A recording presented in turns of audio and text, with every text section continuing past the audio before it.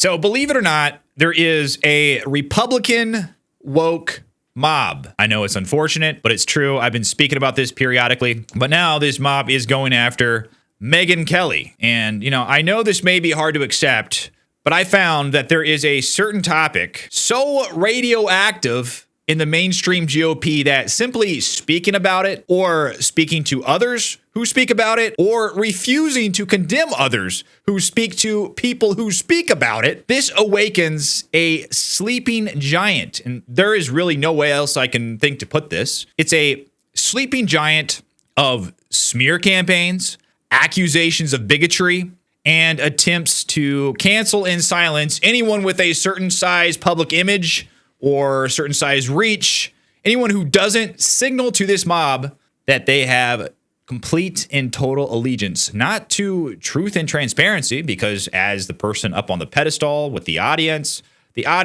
should expect and demand truth and transparency. These are people that have connections, that have access to information.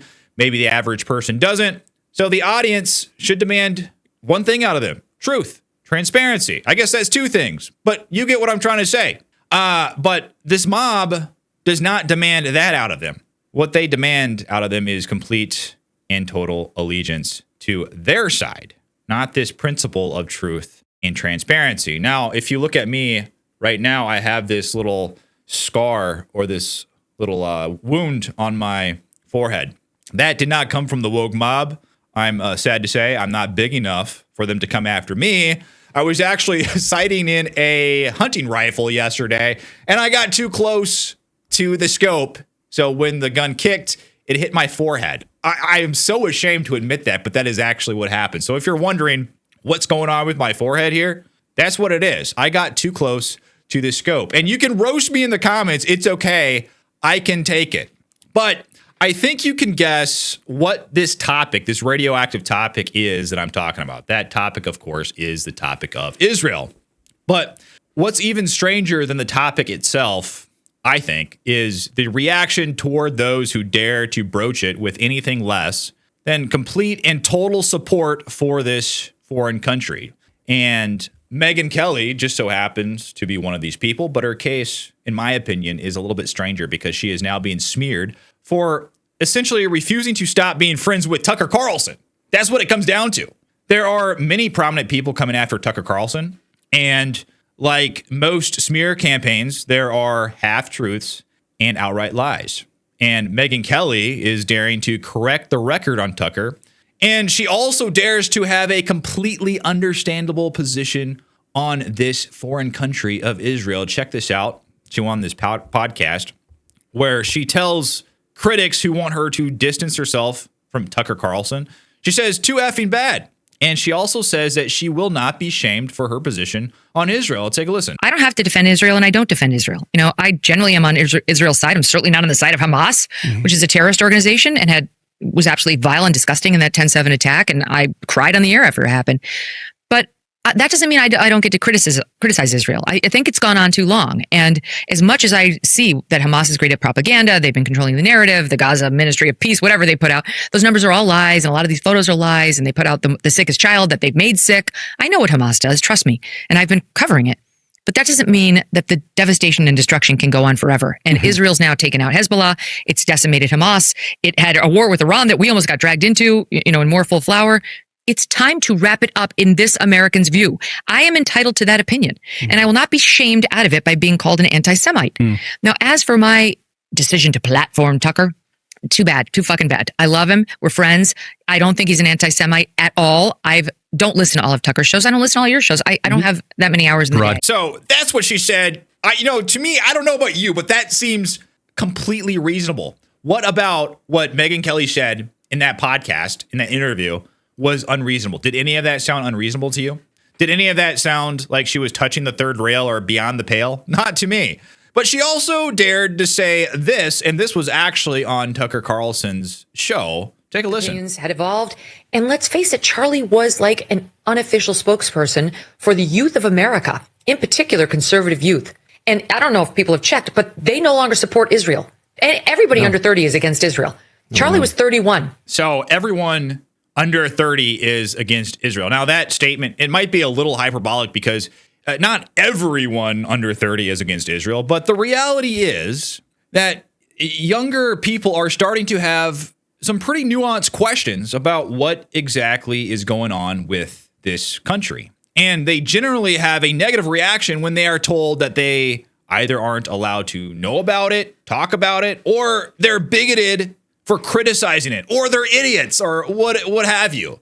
But this is simply the reality of what is happening in right-wing politics right now. Tucker and Megyn, they understand this, and they have touched the third rail instead of pretending the elephant in the room doesn't exist. But also, she even dared to provide video evidence that Tucker Carlson was telling the truth. So she's coming to his defense now because of all these smears, because Tucker Carlson was smeared as a liar for implying, even in the slightest way, that Charlie Kirk may have been less than supportive of Israel.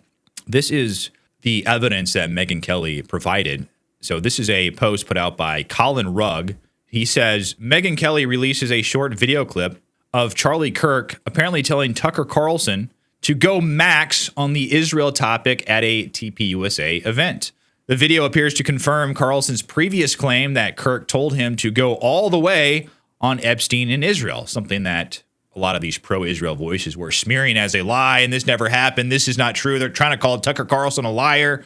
And this is what Megyn Kelly shared. Take a listen. Epstein clearly had contact with Israeli intelligence and American intelligence and French intelligence, but the only one you're not allowed to talk about is Israeli intelligence.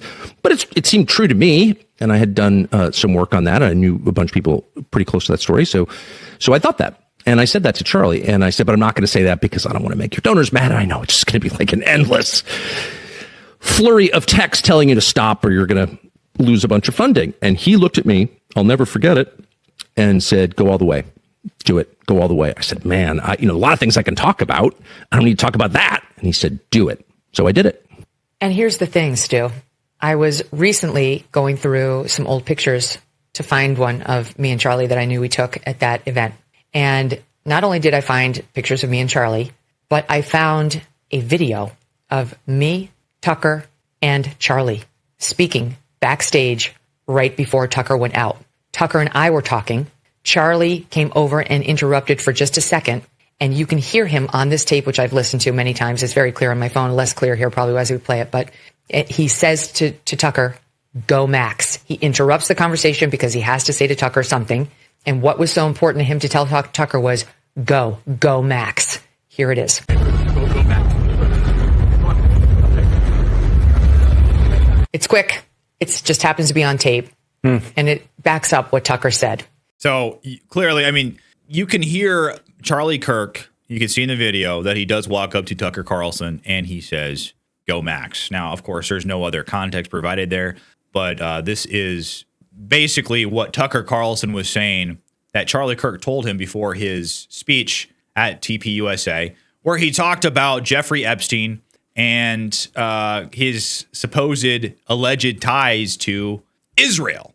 And Tucker Carlson got absolutely roasted and obliterated for even talking about that, for even suggesting that Jeffrey Epstein might have some connections to this certain foreign country. But this is all kind of to give you a little bit of context, a little bit of an idea of what is going on with the whole Megyn Kelly situation, why you might be seeing a lot of people attacking Megyn Kelly. But really, this all stemmed from her initial interview of Tucker Carlson, where Megyn Kelly simply had a conversation with him and allowed him to address the wild accusations that were swirling around after his interview with Nick Fuentes. Since then, there has been a constant barrage against Megyn Kelly. Prominent, mostly Zionist neocon Republicans are trying to smear her as a Jeffrey Epstein defender, a trans ideology defender, and of course, an anti-Semite. It's gotten so bad, it's gotten to the point where she made an appeal to one of the most vocal and aggressive voices, Mark Levin. And this is what Megyn Kelly had to say to Mark Levin. Listen. I know Tucker and Ben both. They are both under serious threats. Like, to be honest, I am too. Like, this is a very volatile time. I don't like to talk about it. I'm not going to talk about it, but I'm just saying, I know both of them are under serious threat. So just fucking put a lid on it, fucking Mark Levin, because I guarantee you the wrong people listen to that and we could have another powder keg on our hands. And you don't want that. You don't want that on your conscience. Just have a debate like a man on principle. And why don't you show up at the Turning Point event and debate him? Just debate him. That would be so good for this conservative movement you claim to love so much. You know who's at the Turning Point events? Future conservatives and current conservatives, young people. This would be a chance for you to influence somebody under the age of 70. You should show up there and debate. Why wouldn't you debate? He's so disgusting. You can't debate him. I can see not debating Nick Fuentes, to be honest. I can. Tucker, he's so far outside the mainstream. All the Jewish friends I have in my head who text me all the time, like this is my thought. They would all debate Tucker. They would love to debate Tucker. They've got their facts ready to go all day. Why won't he do it? And why is he sounding like a leftist shill with his rhetoric, just trying to dismiss people as like these horrible, bigoted people who can't even stand next to them on a stage? This is not good for America First or the conservative movement. And it's manna from heaven for progressives. She's absolutely correct. And this, of course, comes after Tucker Carlson challenged Mark Levin to a debate at TPUSA. It was one of the members of TPUSA, or that was affiliated with TPUSA. I forget his name. He actually tweeted out that this was true, that they actually offered to host this debate between Mark Levin and Tucker Carlson, and Mark Levin declined. He said he was not going to do it because he was not going to debate a Jew hater, an anti-Semite, and that's really the extent of the rhetoric that is coming out of Mark Levin's mouth. It's very violent. Really, honestly, it's everything you'd expect from Mark Levin with how he talks. But it's very interesting that this topic or this turn of events has triggered such a visceral reaction in people like Mark Levin and Ben Shapiro and some other ones that are a little bit less known, like Officer Tatum. Then, of course, you have your Ted Cruz's, people like that. It's really flipped the switch, and you see this topic has animated something that really has surprised a lot of people. And they're probably, I'm one of these people. I'm wondering why are these people so affected by people like Tucker Carlson exploring this topic, exploring this issue? Because I don't know if you know this, but I listen to a lot of different people on a lot of different topics. I've listened to Tucker Carlson many a time, and I know what he has to say, and I know his opinions on Israel, and I know how he talks about Israel. And there is nothing I have ever seen Tucker Carlson say that is remotely bigoted or even really that edgy about Israel or the Jews or whatever. The person that he talked to on his show, Nick Fuentes, he goes a little bit farther. He's Gen Z. He's a Zoomer.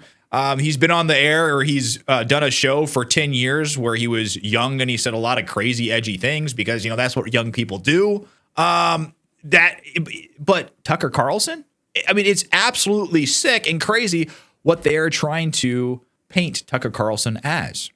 But back to Megyn Kelly, because like I said, she's just a simple defender of Tucker Carlson who simply talked to someone. He interviewed Nick Fuentes, of course, and that's where this all just kind of spurred off from. But it's gotten so bad that the Babylon Bee also piled on, and they made an odd joke. And, I'm not here to, bust on people making jokes or even edgy jokes or anything like that. But this one was a little bit weird. This actually was initially put out by the Babylon Bee, and it was quickly deleted by the Babylon Bee.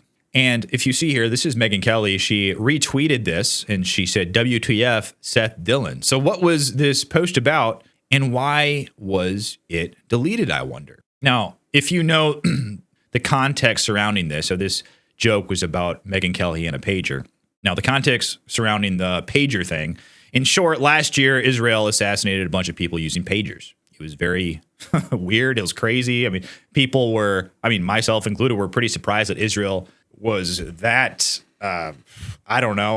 sophisticated to where they would blow up some pagers and kill a bunch of people that they were trying to assassinate. But they put out this joke of a post, as Babylon Bee does, about Megyn Kelly and a pager. Megyn Kelly retweeted it, and she said, WTF. Then, of course, it was deleted.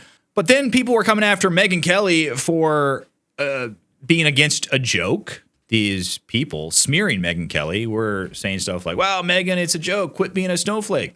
But it turns out the so-called joke actually goes beyond just the headline, and it reveals not just the contempt the Babylon Bee has for Megyn Kelly, it actually reveals the real reason why they deleted the post, because this just doesn't look good. Okay, so this is the actual full article that they did on Megyn Kelly. It's this satirical article. And it says this: Megyn Kelly gets rid of old pager just to be safe. So that's supposed to be the funny article. And then it comes, or a funny headline. And it comes along with the rest of this article, because these satirical headlines also come along with satirical articles. A lot of people don't know this. It says, political commentator Megyn Kelly quietly tossed her pager in the trash this week in what her team described as, quote, an abundance of caution. After being drawn into controversy online as part of the ongoing debate within the political right over the U.S. relationship with the nation of Israel, Megyn Kelly thought twice about continuing to carry her pager with her everywhere. Quote, Miss Kelly has no fear that she is in any danger from platforming anti-Semites, but out of an abundance of caution, we've advised her to throw away her pager. Kelly's lawyers, let me find my spot here. Kelly's spokeswoman, Marla Beecher, said in a written statement, quote, Miss Kelly has no known associations with members of Hamas, but just in case, we told her to throw it away, preferably in a trash receptacle far, far away, end quote. Kelly had reportedly carried a pager in her person every day since junior high and had stubbornly refused to stop doing so, despite advancements in communication technology.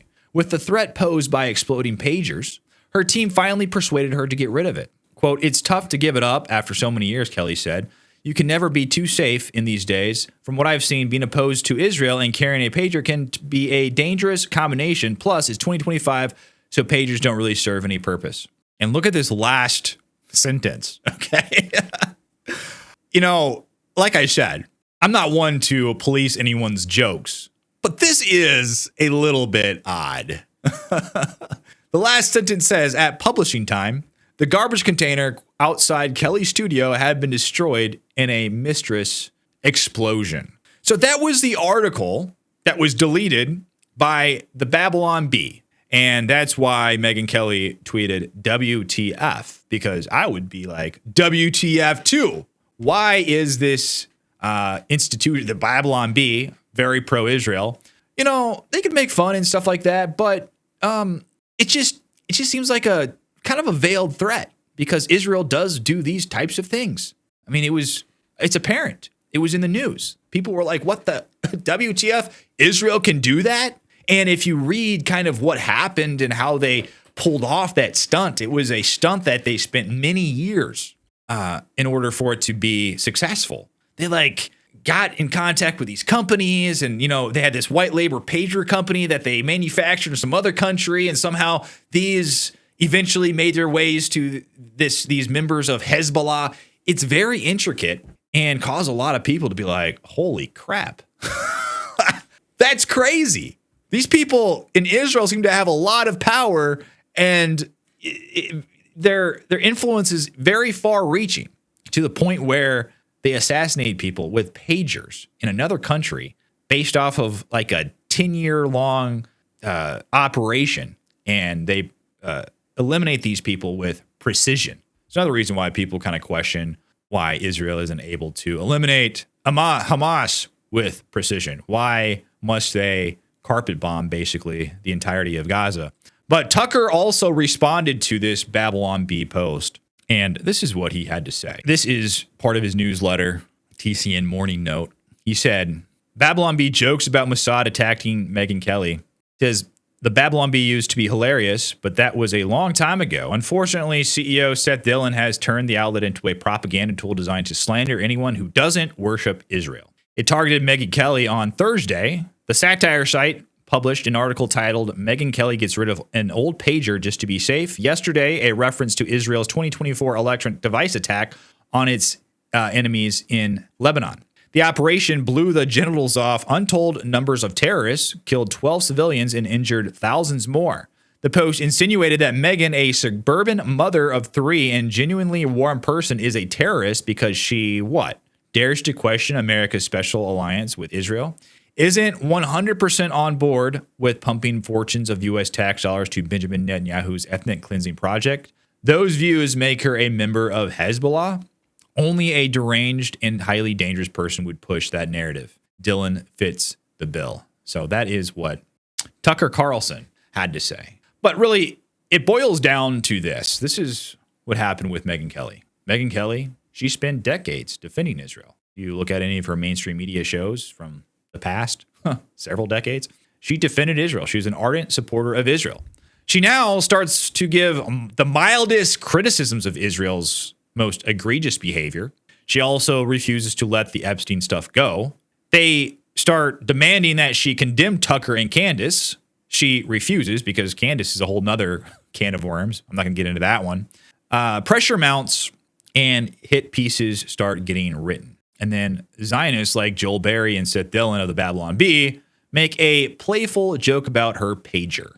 You see the trend here? Don't you think it's extremely odd how this Zionist neocon faction of the GOP, mind you, pulls out all the stops against a woman who refuses to smear and condemn a longtime friend simply because he interviewed someone they don't like, all because they don't like what's being said about a foreign country? But it's kind of odd, isn't it? Actually, it's very odd. And not only is it odd, but to me, it's disgusting. And it also seems to reveal just how much power this certain country has over American discourse. When American voices like Megyn Kelly's and Tucker Carlson's are slandered, threatened, smeared for looking out for the interests of the United States above all else. Yes, above Israel, above any other foreign country. They are talking about a relationship that happens between the two countries, and they get smeared for it. It's very interesting to me. And I do believe it's something that the right needs to have a conversation about ASAP, because it's starting to get out. It's starting to break containment. Like Megyn Kelly said, those under 30, they're starting to wonder what's up with this. They're starting to wonder, hey, why is the economy the way it is? Why can't I buy a house? Why is it almost impossible to buy a house? They're so expensive. My wages are stagnant. Grocery prices are high. What's up with that? But yet we're giving billions away to Israel. We're supporting them with all of this money. It turned from the Ukraine to Israel. People are starting to look at these things. And it's pretty obvious that this is the third rail when you get this type of reaction, the reaction that is happening with Megyn Kelly. This is why the people are talking about it. These people that are screaming about anti-Semitism are just making it worse, because people are like, that doesn't seem like a normal reaction to someone who simply wants to talk about a foreign country and its influence over the United States. This histrionic, panicked reaction from people like from people like Mark Levin and Ted Cruz and Ben Shapiro. These accusations of bigotry and anti-Semitism over the stuff that Tucker Carlson has said. If you listen to Tucker Carlson or Megyn Kelly, you know that these are these accusations are based off of nothing whatsoever. So it's something that needs to be talked about, I think. But what do you guys think? Let me know what you think down below in the comments. Like and subscribe to my channel. I would really appreciate it. But until then, I'll see you on the next one.